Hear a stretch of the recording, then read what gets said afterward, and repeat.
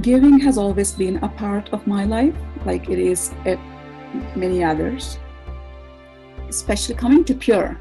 It was the school in a remote part of India that inspired me.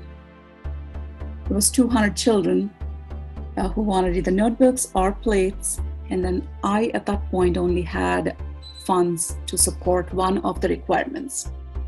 I said, I can do notebooks, but the requirement of notebooks and plates was equally important.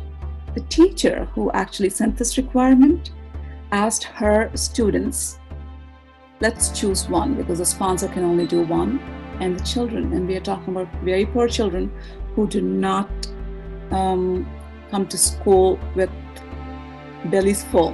When I say that, they either missed dinner the night before or never had breakfast that morning. And we're talking about them, and it's about serving that free meal. They did not have enough plates. So when they were posed with a question of whether you want notebooks or you want plates to eat lunch out of, they chose notebooks. And that is the moment I personally connected with that group of children, the 200 children, who I have to this date never met. I have never been to the first school that Pure supported. And that's how Pure started. It started with the children's strong need and urge to learn, to get an education.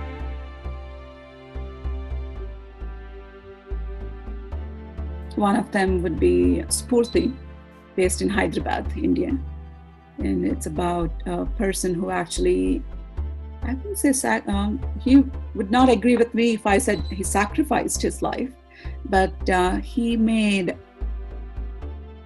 running an orphanage his life's goal. And he does it beautifully on a 3-acre campus. It's serving 200 children. And he did show me the ropes.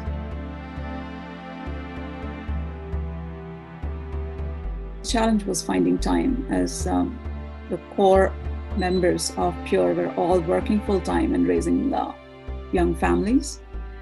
So the challenge definitely was about how are we going to turn the support we are getting from social media and elsewhere for the cause that we now strongly believe in. There were some adjustments to be made in life personally for us, and it was a moment of reprioritizing.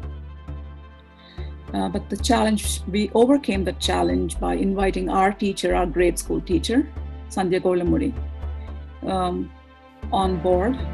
And that's how we solved the on-ground, who's going to do initially we did not have the 350 people that we have today, right? Different kinds of volunteers, different types of volunteering. So it was the 6 people plus the teacher who was retired.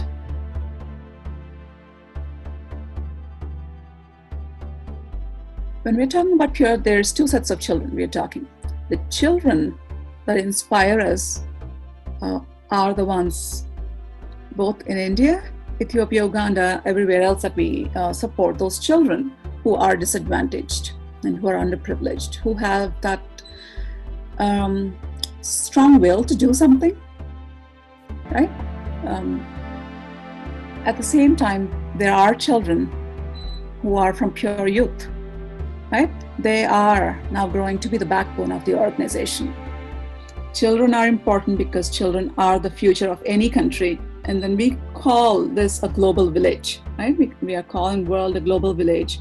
And a child's dream is important and cannot be discriminated because they were born in a family that does not have the resources to help them achieve or reach those goals. When we started Pure, again, goes back to the time and the resources. Personally, I thought that we would be helping 10 to 15 schools.